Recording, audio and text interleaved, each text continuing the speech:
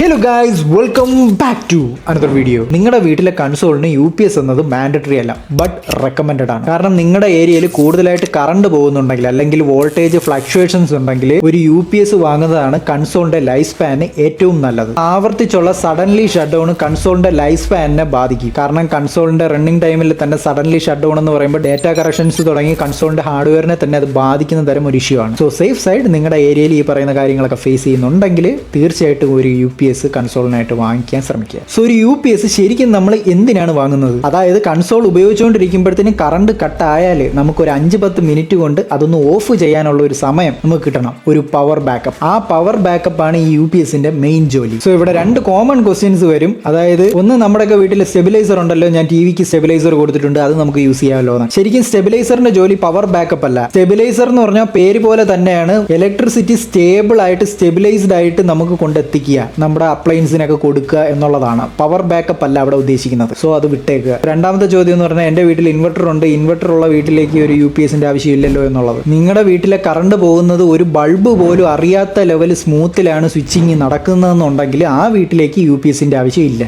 മറിച്ച് പഴയ മോഡൽ ഇൻവെർട്ടറുകളൊക്കെ ഉപയോഗിക്കുന്ന വീടാണെങ്കിൽ ഒരു ഗ്യാപ്പ് അവിടെ ഉണ്ടാവും. അതായത് കറണ്ട് പോകുമ്പോൾ ആക്ച്വലി കറണ്ട് കട്ടാവും. ശേഷം ഒരു 10-20 സെക്കൻഡ് കഴിയുമ്പോഴത്തേന് ഇൻവെർട്ടർ സ്റ്റാർട്ട് ആവും. ആ ലെവലുള്ള ഇൻവെർട്ടറൊക്കെ ഉള്ള വീടുകളിലാണെങ്കിൽ നിങ്ങൾ അപ്പോഴും ഒരു UPS എന്തായാലും കരുതണം. സോ ആദ്യം നമ്മുടെ ഡെസ്കിൽ ഇരിക്കുന്ന സാധനങ്ങളുടെ വോൾട്ടുകൾ എത്രയാണെന്ന് അറിയണം. കാരണം നമ്മുടെ വാങ്ങാൻ പോകുന്ന UPSൽ എന്തൊക്കെ സാധനങ്ങളാണ് നമ്മൾ കണക്ട് ചെയ്യാൻ ഉദ്ദേശിക്കുന്നത്, അപ്പോൾ ആ സാധനങ്ങളുടെ വോൾട്ടുകൾ എത്രയൊക്കെയാണെന്ന് നമ്മൾ അറിയണം. നമ്മൾ നേരെ പോയി ഇതിൻ്റെയൊക്കെ ബാക്കി ഇരിക്കുന്ന ചെറിയ സ്റ്റിക്കറിൽ പോയി തപ്പു ഇതിൻ്റെ വോൾട്ട് എത്രയാണെന്ന്. ഒരിക്കലും അത് ചെയ്യരുത്. അതും എഴുതി കാൽക്കുലേറ്റ് ചെയ്തുകൊണ്ട് UPS വാങ്ങാൻ ഇറങ്ങിക്കഴിഞ്ഞാൽ നമ്മൾ മുടിഞ്ഞു. കാരണം അതിൻ്റെയൊക്കെ ബാക്കിൽ മെൻഷൻ ചെയ്ത് വെച്ചേക്കുന്നതെന്ന് പറഞ്ഞാൽ മാക്സിമം വോൾട്ടേജ് ആണ്. അതായത് ആ പർട്ടിക്കുലർ ഡിവൈസിന്റെ മാക്സിമം വോൾട്ടേജ്. ഒരു എക്സാമ്പിൾ പറയുവാണെങ്കിൽ, നിങ്ങൾ ഒരു ബ്രാൻഡിന്റെ ബൈക്ക് വാങ്ങി, അതിന്റെ ടോപ്പ് സ്പീഡ് കമ്പനി അവകാശപ്പെടുന്നത് 200 ആണ്. പക്ഷേ റിയൽ വേൾഡിൽ നമ്മളാരും വീട്ടിൽ നിന്ന് ബൈക്ക് എടുത്തുകൊണ്ട് 200 സ്പീഡിലേ പൊക്കോണ്ടിരിക്കത്തില്ല. കമ്പനി അവകാശപ്പെടുന്നത് 200 ആണെങ്കിലും നമ്മൾ വണ്ടി ഓടിക്കുന്നത് നമ്മുടേതായ രീതിക്കായിരിക്കും. 100-ന് താഴെ ഒരു 60-70 ഈ ലെവലിലായിരിക്കും നമ്മളൊക്കെ മാക്സിമം ഓടിക്കുക. ശരിക്കും റിയൽ വേൾഡിൽ നമ്മുടെയൊക്കെ യൂസേജ് അത്രത്തോളം വരത്തില്ല, അതിൽ നിന്ന് എപ്പോഴും താന്നേ നിൽക്കത്തുള്ളൂ. അപ്പം നമുക്കൊരു ഏകദേശം റഫ് ഐഡിയ കിട്ടിയാൽ മതി. ഇതെങ്ങനെ കണ്ടുപിടിക്കുമെന്ന് പറഞ്ഞാൽ ഇതിന് ഏറ്റവും ബെസ്റ്റ് വഴി എന്ന് പറഞ്ഞാൽ ഗൂഗിളിൽ പോവുക, മോണിറ്ററോ സ്പീക്കറോ കാണുന്ന നിങ്ങളുടെ ബ്രാൻഡ്, അവിടെ പോയി ഇന്ന ബ്രാൻഡ് ഇന്ന സാധനം പവർ കൺസപ്ഷൻ എന്നും പറഞ്ഞിട്ട് ഗൂഗിളിൽ അടിച്ച് സെർച്ച് കൊടുത്തു കഴിഞ്ഞാൽ ഇത്ര തൊട്ട് ഇത്ര വരെയാണ് ഇതിന്റെ വോൾട്ട് പവർ കൺസപ്ഷൻ എന്നും പറഞ്ഞ് അതിനകത്ത് എഴുതി വരും. അതാണ് നമുക്ക് ആവശ്യം, അത് മതി. കാരണം നമ്മൾ ഈ കൊടുക്കാൻ വെച്ചിരിക്കുന്ന സാധനത്തിന്റെയൊക്കെ ഒരു ആവറേജ് വോൾട്ട് നമുക്ക് അറിഞ്ഞാൽ മതി. സോ ഞാനിതൊരു റിയൽ ടൈം സ്റ്റോറി പോലെ അവതരിപ്പിക്കാം. അപ്പോൾ കാര്യങ്ങൾ നിങ്ങൾക്ക് കുറച്ചും കൂടെ മനസ്സിലാവും. അപ്പോൾ സ്വാഭാവികമായിട്ട് എനിക്കൊരു മോണിറ്റർ അല്ലെങ്കിൽ ഇനിയിപ്പോൾ TV ആണെങ്കിൽ അങ്ങനെ, ഞാനിവിടെ മോണിറ്റർ ആണ് എടുക്കുന്നത്. ഞാനൊരു സ്പീക്കറും കൂടെ അതിനകത്ത് കണക്ട് ചെയ്യണമെന്ന് ഞാൻ വിചാരിക്കുന്നു. കാരണം ഞാൻ ചിലപ്പോൾ സംടൈംസ് മിഷൻസ് ഒക്കെ കളിച്ചുകൊണ്ടിരിക്കുമ്പോൾ എനിക്ക് ഒറ്റയടിക്ക് ഷട്ട് ഡൗൺ ആക്കി പോകാൻ പറ്റില്ല. ചിലപ്പോൾ ഞാൻ ഒരു 5-10 മിനിറ്റ് എടുത്ത് എനിക്കതൊന്ന് കളിച്ച് തീർന്നിട്ട് ഷട്ട് ഡൗൺ ആക്കാം. കൺസോള്, ഒരു മോണിറ്റർ, സ്പീക്കർ. കൺസോളിന് 200 വോൾട്ട്, മോണിറ്ററിനും സ്പീക്കറിനും കൂടെ 200 വോൾട്ട്. അപ്പോൾ എത്രയായി? Total 400 volt. അപ്പോൾ ഞാൻ ഒരിക്കലും 400 വോൾട്ടിന്റെ സെറ്റപ്പിന് 400 വോൾട്ടിന്റെ ഒരു UPS പോയി എടുക്കും? ഒരിക്കലും ഇല്ല. നമ്മൾ ആരും അങ്ങനെ ചെയ്യത്തില്ല. ഉദാഹരണം, ഈ ഒരു ഫോണിന് 4000 mAh ബാറ്ററിയാണ്. നിങ്ങൾ പോയിട്ട് 4000 mAhന്റെ പവർ ബാങ്ക് വാങ്ങുമോ? നിങ്ങൾ ഒരു 10,000 അല്ലെങ്കിൽ ഒരു 15,000 20,000 mAhന്റെ എടുക്കും. എന്തുകൊണ്ട്? കാരണം നമ്മളൊരു എക്സ്ട്രാ ഹെഡ് റൂം ഇടും. നമുക്കൊരു 3-4 തവണ ഫോൺ ചാർജ് ചെയ്യണം. അപ്പോൾ ഞാൻ പോയി 4000 mAh ഫോണിന് 4000ന്റെ തന്നെ ഒരു പവർ ബാങ്ക് വാങ്ങിക്കഴിഞ്ഞാൽ ഒരു 2-3 വർഷം കഴിയുമ്പോൾ ആ പവർ ബാങ്കിന്റെ ബാറ്ററി ആണെങ്കിൽ കുറയുകയും ചെയ്യും. ഞാനിത് ചാർജിന് കുത്തുമ്പോൾ ഏകദേശം 80 ആകുമ്പോൾ തന്നെ പവർ ബാങ്ക് ചത്ത്. ഇനി അല്ല, എനിക്ക് ഒരു 2 ഫോൺ എക്സ്ട്രാ വേറൊരു ഫോണും കൂടെ ഉണ്ട്, ഞാൻ അത് ഈ 4000 mAhലോട്ടാണ്. രണ്ടിലും 50 ആകുമ്പോഴത്തേനും പവർ ബാങ്ക് ഡെഡായി. ഇതേമാതിരിയാണ് UPSന്റെ കേസ്. നമ്മൾ UPS സെലക്ട് ചെയ്യുമ്പോൾ 400 വോൾട്ടാണ് എൻ്റെ മനസ്സിൽ ഞാൻ വെച്ചിരിക്കുന്ന എൻ്റെ സെറ്റപ്പ് എങ്കിൽ അറ്റ്ലീസ്റ്റ് ഞാൻ ഒരു 600-800 വോൾട്ടിന്റെ ഒരു UPS എങ്കിലും ഞാൻ കരുതണം. അതെനിക്ക് സെറ്റാണ്. അപ്പോൾ ഞാൻ ഇതുമായിട്ട് ഞാൻ മാർക്കറ്റിലോട്ട് പോവുകയാണ്, ഓൺലൈനിൽ തപ്പുവാണ്. അപ്പോഴാണ് നമ്മളൊരു കാര്യം അറിയുന്ന, ഈ UPSകളെല്ലാം ലിസ്റ്റ് ചെയ്യപ്പെട്ടിരിക്കുന്ന പുതിയൊരു ടേമിൽ, അതായത് VA എന്ന് പറയുന്ന ഒരു ടേമിൽ 1100 VA UPS,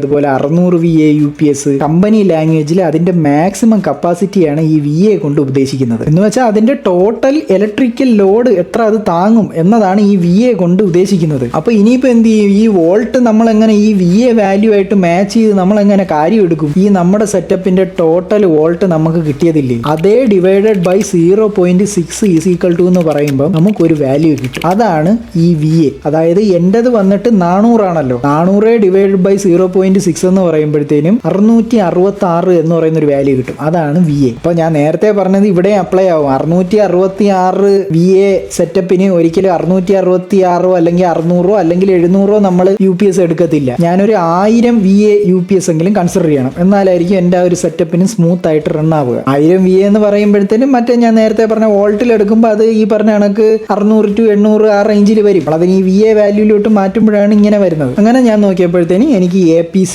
എന്ന് പറയുന്ന ബ്രാൻഡിന്റെ ഒരു നല്ലൊരു UPS കിട്ടി. ഞാനത് വാങ്ങി ഞാൻ വീട്ടിൽ കൊണ്ടുവന്നു, ഹാപ്പി. അപ്പോൾ ഇതുപോലെയാണ് നിങ്ങളും തിങ്ക് ചെയ്യേണ്ടത്. നിങ്ങളുടെ സെറ്റപ്പിന്റെ ഫുള്ള് ടോട്ടൽ ഒരു വോൾട്ട് എത്രയാണെന്ന് കണ്ടുപിടിക്കുക. ശേഷം അതിനെ ഈ പറഞ്ഞ 0.6 ആയിട്ട് ഡിവൈഡ് ചെയ്യുമ്പോഴത്തേന് ഒരു വാല്യൂ കിട്ടും. ആ വാല്യൂ കൂടെ അറിഞ്ഞു വെച്ചുകൊണ്ട് വേണം നിങ്ങളൊരു UPS തപ്പാൻ. ചില UPSലൊക്കെ ഈ VA വാല്യൂ കാണത്തില്ല, വോൾട്ടിൽ തന്നെ അവരത് മെൻഷൻ ചെയ്തേക്കും. എന്നാൽ ചില UPSകളുടെ കേസിൽ ഈ പറഞ്ഞ കണക്ക് വോൾട്ട് അവിടെ കാണത്തില്ല, VA വാല്യൂ മാത്രം കൊടുത്തു വെച്ചേക്കാം. അപ്പം നമുക്ക് കൺഫ്യൂഷൻ അടിക്കും. അപ്പം എന്താണ് ഈ VA വാട്ട്സ് എന്നും പറഞ്ഞ് മനസ്സിലാക്കി തരാനാണ് ഞാൻ ഇവിടെ ഇത്രയും കിടന്ന് കഷ്ടപ്പെട്ടത്. ഇവിടെ ശരിക്കും പറഞ്ഞാൽ എനിക്ക് ഇവിടെ കറണ്ട് ഫ്ലക്ച്വേഷൻസ് ഒന്നുമില്ല. സോ ഞാൻ ഈ എൻ്റെ ഫുൾ എല്ലാ സെറ്റപ്പും ഞാൻ ഡയറക്റ്റ് വാൾ സോക്കറ്റിൽ തന്നെയാണ് കണക്ട് ചെയ്തത്. പക്ഷേ എൻ്റെ നാട്ടിലത്തേക്ക് എൻ്റെ PC സ്പീക്കർ അതുപോലെ കൺസോള് കാര്യങ്ങളെല്ലാം ഞാനൊരു UPSലാണ് കണക്ട് ചെയ്ത് വെച്ചേക്കുന്നത്. ഞാൻ ഈ പറയുന്ന സെയിം ബ്രാൻഡിന്റെ APC ആണ് മെജോറിറ്റി ഓഫ് ആൾക്കാർ ഈ പറയുന്ന വലിയ ഗെയിമിംഗ് സെറ്റപ്പ് വെക്കും. അതുപോലെ തന്നെ കൺസോളിനും വേണ്ടിയിട്ട് ഈ APCയുടെ UPS ആണ് എല്ലാവരും കൺസിഡർ ചെയ്യുന്നത്. കാരണം ആ പറയുന്ന ബ്രാൻഡ് മാത്രമാണ് മാർക്കറ്റിൽ സ്പെസിഫിക്കലി ഈ പറയുന്ന കൺസോള് ഗെയിമിങ്ങിനൊക്കെ ആയിട്ട് വേണ്ടിയിട്ട് എക്സ്ട്രാ ഫീച്ചേഴ്സും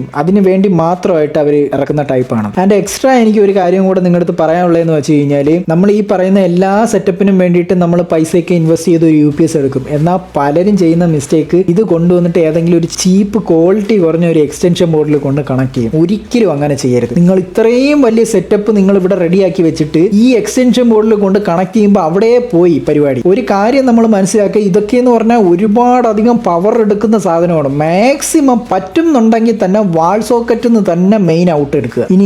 ഇനി എൻ്റെ വാൾ സോക്കറ്റ് കുറച്ച് ദൂരെയാണ്, എനിക്കൊരു എക്സ്റ്റൻഷൻ ബോർഡിനെ ആശ്രയിച്ചേ മതിയാവുള്ളെന്നുണ്ടെങ്കിൽ ഒരു അത്യാവശ്യം നല്ല ക്വാളിറ്റി ഉള്ള സർജ് പ്രൊട്ടക്ഷനും കാര്യങ്ങളൊക്കെ ഉള്ള ഒരു എക്സ്റ്റൻഷൻ ബോർഡ് തന്നെ കൺസിഡർ ചെയ്യുക. അതിന് ഇച്ചിരി വില കൂടിയാലും അതെന്തായാലും നിങ്ങൾ വാങ്ങിക്കണം. കാരണം അതാണ് മെയിൻ ബേസ് ലൈൻ. അവിടെ നിന്നാണ് ഈ ബാക്കി സാധനങ്ങളിലോട്ടെല്ലാം പോകുന്നത്. അപ്പോൾ ഇത് കൂറയാക്കിയിട്ട് ബാക്കിയെല്ലാം നല്ല ഹൈ വാല്യൂ ഐറ്റംസ് നോക്കി സെലക്ട് ചെയ്ത് സെറ്റ് ചെയ്തെടുത്തിട്ട് കാര്യമില്ല. ആദ്യമേ ഇവിടുന്നേ പണി തുടങ്ങണം. ആ വർക്ക് ഫ്ലോ സ്മൂത്ത് ആവണം. എക്സ്റ്റൻഷൻ ബോർഡ് ആണെങ്കിൽ നല്ല ക്വാളിറ്റി ഉള്ള ഇത്രയും നല്ലൊരു പവർ സോഴ്സ് ഹാൻഡിൽ ചെയ്യാൻ പറ്റുന്ന തരത്തിലുള്ള ഒരു എക്സ്റ്റൻഷൻ ബോർഡ് കിട്ടും മാർക്കറ്റിൽ. കാരണം ആ എക്സ്റ്റൻഷൻ ബോർഡിൽ ഈ പറയുന്ന സർജ് പ്രൊട്ടക്ഷനും കാര്യങ്ങളൊക്കെ ഉണ്ടാവും. ഈവൻ ഈ വോൾട്ടേജിന്റെ ഒക്കെ ഫ്ലക്ച്വേഷൻസ്, ഒരു ലെവൽ സെക്യൂരിറ്റി ഇവിടെ നിന്നും കിട്ടും. രണ്ടാമത്തെ ലെവൽ സെക്യൂരിറ്റി ഞാൻ ഈ പറഞ്ഞ കണക്ക് APSന്റെ UPS നിന്നും കിട്ടും. ടോട്ടലി സേഫ് ആയിരിക്കും. അതുപോലെ ശ്രദ്ധിക്കേണ്ട വേറൊരു കേസാണ്, നമ്മൾ UPS വാങ്ങുമ്പോഴത്തേന് ആ പ്രോഡക്റ്റിന്റെ ഡീറ്റെയിൽസ് നോക്കുക. അതിനകത്ത് എത്ര സോക്കറ്റുകളാണ് ഉള്ളതെന്ന് മനസ്സിലാക്കുക. വല്ല 4 ഒക്കെയാണ് ഉള്ളതെങ്കിൽ നമ്മൾ മനസ്സിലാക്കേണ്ടതെന്ന് വെച്ചാൽ 4 അതിനകത്ത് കൊടുക്കാൻ പറ്റുള്ളൂ എന്നാണ് എൻ്റെ അർത്ഥം. ആ 4 ഒരെണ്ണത്തിൽ എക്സ്റ്റൻഷനൊക്കെ വലിച്ച് ലോഡ് കണക്കിന് സാധനം അടിച്ച്